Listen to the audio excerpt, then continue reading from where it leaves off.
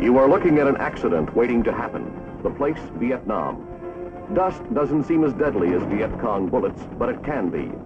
A helicopter pilot landing or taking off with his vision badly obscured can end up like this.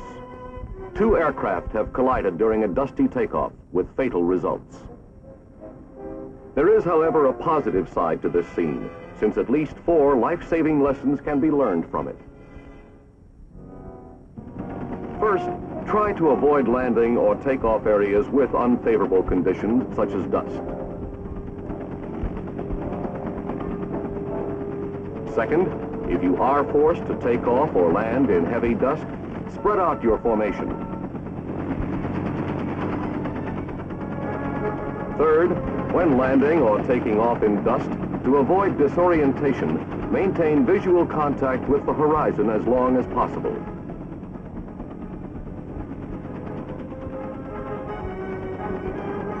Fourth, if dust obscures the horizon, look down between your feet where the rotor wash will keep a small area clear. This is true of most helicopters, including the UH-1Ds involved in this accident.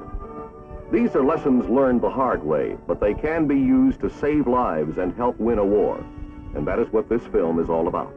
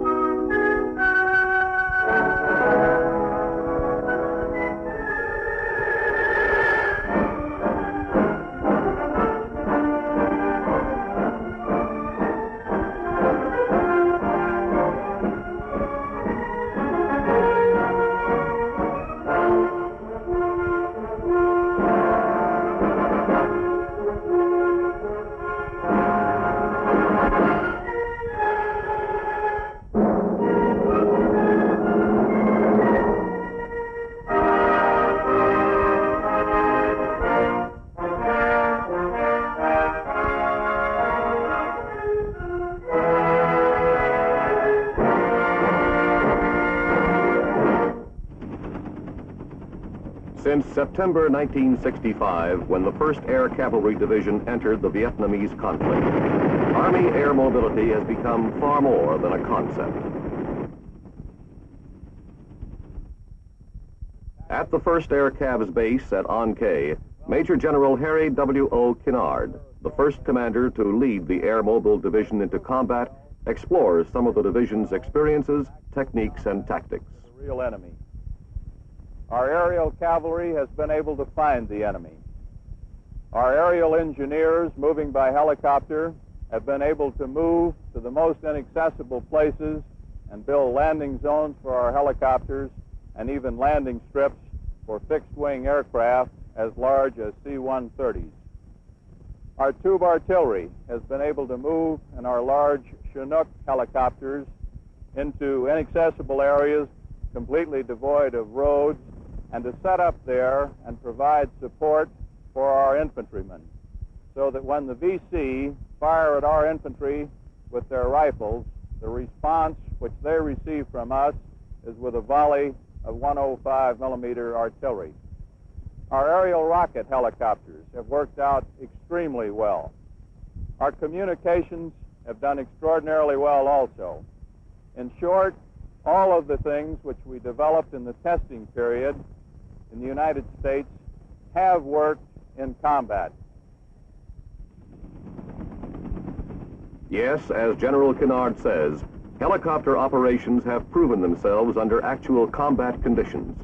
It is certain that doctrine formulated during many months of development and testing has in most instances been strengthened in Vietnam.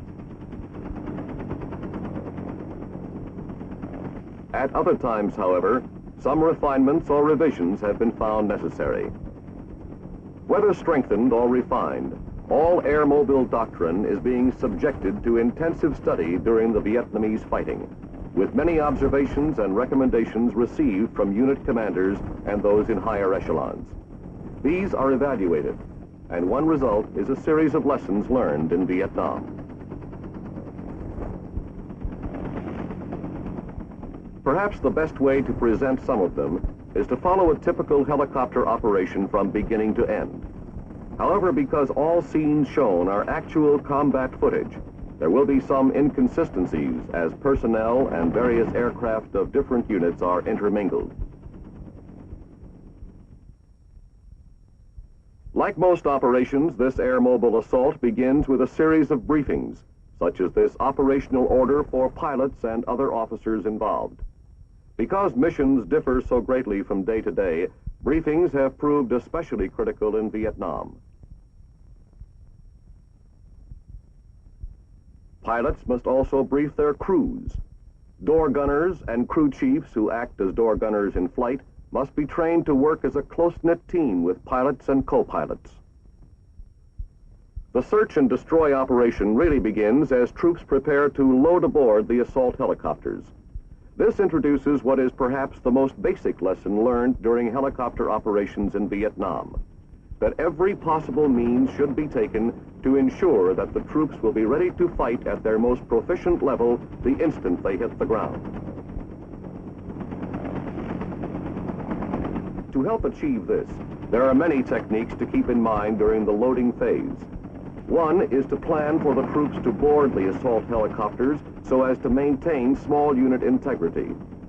Another means of achieving maximum combat readiness is to avoid risking all or most of the company's machine guns and mortars by loading them in one or two aircraft. However, components of a single mortar or machine gun should be loaded in the same aircraft. Boarding should be planned so that the first man off each helicopter will be an automatic weapons man. This will provide a heavy volume of fire at the earliest possible moment. As the assault helicopters take off and head toward the LZ, we come to a lesson learned that has brought about a refinement of original doctrine. It is basic doctrine that the commander of an air-mobile company should take the position which will give him the best possible control of the formation.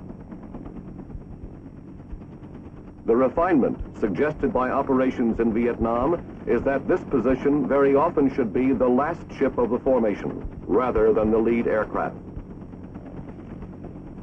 Flying in the last helicopter gives the commander a clear view of his entire company and offers him the opportunity to break out of his formation at any time without disrupting it. As the troops head for the LZ, each rehearses in his mind the action he must take as soon as he lands. The pilot has briefed them as to the direction the aircraft will be facing after touchdown. While the infantrymen are en route, the artillery begins its preparation fire on the LZ.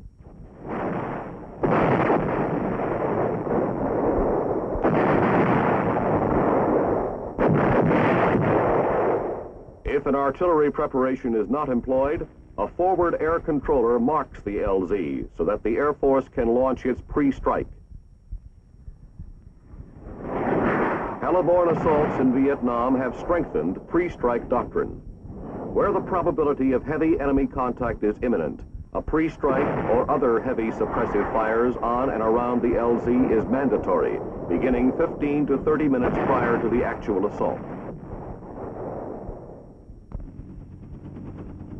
The Vietnam conflict has also strengthened the doctrine that the pre-strike by Army gunships should blend in with the last bomb dropped by the Air Force, thus giving the enemy no let-up and pinning him down during the assault landing.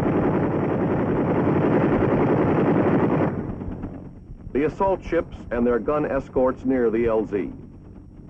Now teamwork between the door gunners and the pilots and co-pilots reaches the payoff stage. The door gunners and crew chiefs have much better visibility and are therefore in a better position to see and locate enemy fire.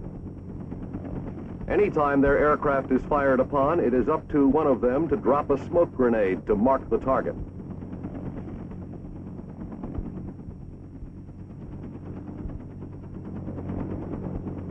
In addition, they must be able to locate and describe targets to the pilots with pinpoint accuracy. And it is up to them to place suppressive fires on enemy positions until gunship firing runs can be made. Another technique door gunners in Vietnam must observe is conservation of ammunition. They must conserve enough ammo to provide covering fire in the area of the LZ. The UH-1Bs approach the LZ and land. The infantrymen offload, ready to fight the moment the aircraft hit the ground. They move out quickly, as troop loading techniques prove their value during offloading. Many heliborne units have come under enemy small arms and mortar fire while offloading. Thus, another lesson learned the hard way is that every assault force must be ready to engage the enemy immediately upon landing with every type of weapon available.